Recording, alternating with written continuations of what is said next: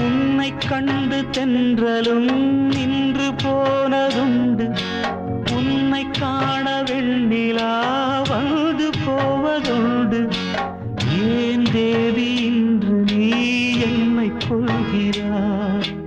முள் மீது ஏனடி தூங்கச் சொல்கிறாய் உன்னை தேடி தேடியே எந்த நாவி போனது கூடுதானே இங்கு பாடுது கூடு இன்று குயிலைத்தானே தேடுது நான் பாடும் மௌன ராகம் கேட்கவில்லையா என் காதல் ராணி இன்னும் தூங்கவில்லையா